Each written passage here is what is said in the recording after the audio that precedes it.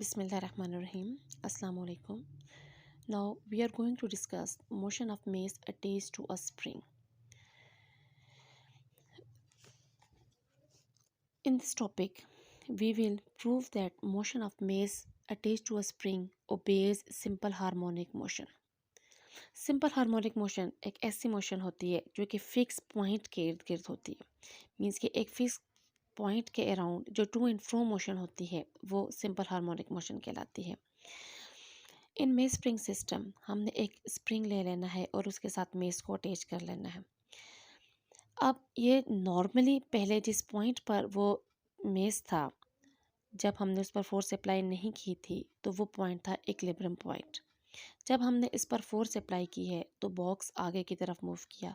हमेशा हर बॉडी उस डायरेक्शन में मूव करती है जिस डायरेक्शन में हम उस पर फोर्स अप्लाई करते हैं। जब हमने इस पर फोर्स अप्लाई किया तो बॉडी ने in the applied force direction उसने मूव किया। जब हमने इस पॉइंट पर आके ऑब्जेक्ट को रिलीज़ किया है तो वापस रीस्टोरिंग फोर्स की वजह से ऑब्जेक्ट जो है वो मेन पोजीशन की तरफ आएगा। मीन्स के अगर ऑब्जेक्ट डिस्प्लेस होता है अपनी मेन पोजीशन से तो ड्यू टू अप्लाइड फोर्स, और अगर दोबारा मूव करता है उसी की तरफ जब हमने फोर्स अप्लाई करना बंद कर दी तो वो रिस्टोरिंग फोर्स की वजह से मूव करता है। फिर ये अपने इक्विलिब्रियम पॉइंट पर आकर वो ऑब्जेक्ट रुकेगा नहीं बल्कि बैकवर्ड मोशन करेगा।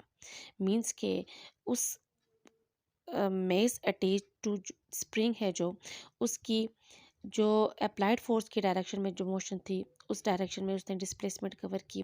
अब अपनी मेन पोजीशन पर आके वो ऑब्जेक्ट नहीं रुका बल्कि बैकवर्ड मोशन की, और अब उसकी बैकवर्ड डायरेक्शन में जितना भी डिस्टेंस वो कवर करता है उसको डिस्प्लेसमेंट कहेंगे। अब बैकवर्ड डायरेक्शन में भी जब इस ऑब्जेक्ट ने मूव किया और फिर वहाँ से दोबारा वो अपनी मेन पोजीशन की तरफ आएगा due to restoring force. Restoring force वो फोर्स है जो कि ऑब्जेक्ट को दोबारा अपनी मेन पोजीशन अपनी इक्विलिब्रियम पोजीशन पे आने में हेल्प आउट करती है। ठीक है, अब हम इसके मैथमेटिकल फॉर्म की तरफ जाते हैं। यहाँ पर एक डायग्राम मैंने बनाई है जिसमें मैंने ये शो किया है कि जब हमने ऑब्जेक्ट को स्प्रिंग के साथ अटैच कर लिया तो उसकी पोजीशन ये वाली मेन पोजीशन है।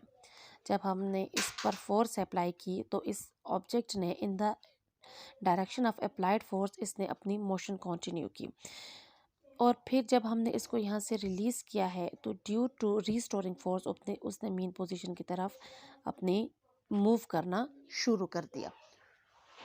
फिर उसके बाद अपनी मेन पोजीशन पर आकर वो ऑब्जेक्ट वो नहीं रुका है वो ऑब्जेक्ट, और फिर उसने बैकवर्ड अपनी मोशन स्टार्ट की है, और फिर बैकवर्ड से दोबारा वो मेन पोजीशन की तरफ ऑब्जेक्ट मूव करेगा due to restoring force.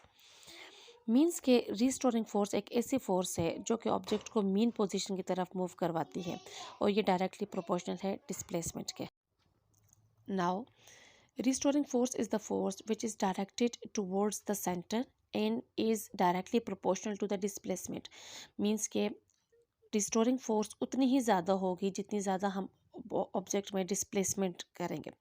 Displacement वो डिस्टेंस है जो कि मेन पोजीशन से आगे की तरफ कवर होता है ड्यू टू अप्लाइड फोर्स और बैकवर्ड कवर होता है ऑब्जेक्ट से।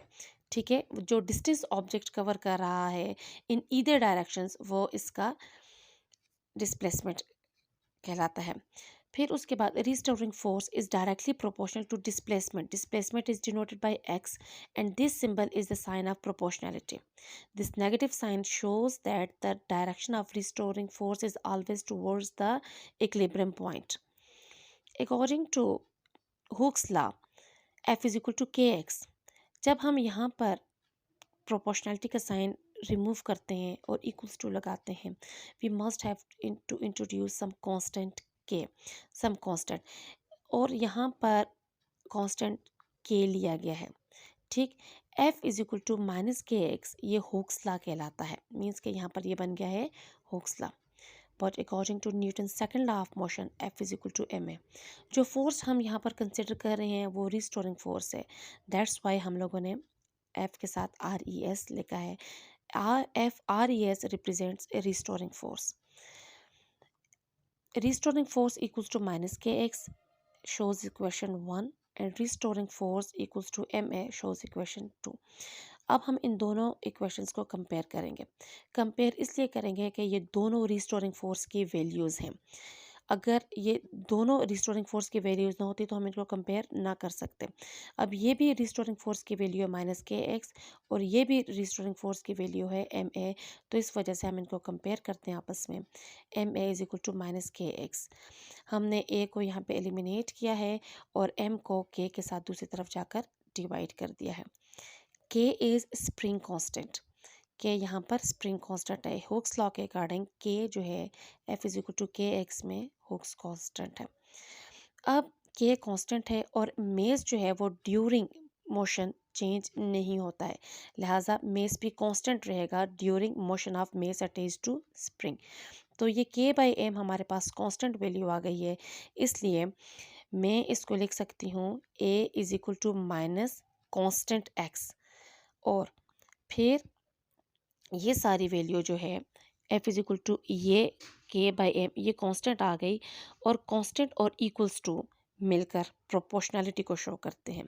जैसे हम प्रोपोर्शनैलिटी को रिमूव करते हैं और हम इक्वल्स टू और कांस्टेंट लगाते हैं, हम इक्वल्स टू और कांस्टेंट को मिलाकर प्रोपोर्शनैलिटी कह सकते हैं कि प्रोपोर्शनैलिटी किसके बराबर है, इक्वल्स टू और कांस्टेंट के। यहाँ पर भी जो हमारे पास कांस्टेंट, ये कांस्टेंट वैल्यू है और ये इक्वल्स टू, इन दोनों की जगह हम लोगों ने यहाँ पर लिख लिया है प्रोपोर्शनैलिटी। हम लिख सकते हैं इसको a acceleration is directly proportional to displacement, जो कि सिंपल हार्मोनिक मोशन की इक्वेशन है। मैं रिपीट करती हूँ कि सिंपल हार्मोनिक मोशन वो मोशन होती है जो कि अपने मीन पोजीशन के अराउंड होती है, टू एंड फ्रो मोशन होती है या बैक एंड फोर्थ मोशन होती है, और उसकी इक्वेशन होती है acceleration is directly proportional to displacement and negative sign shows the direction is always towards the equilibrium point.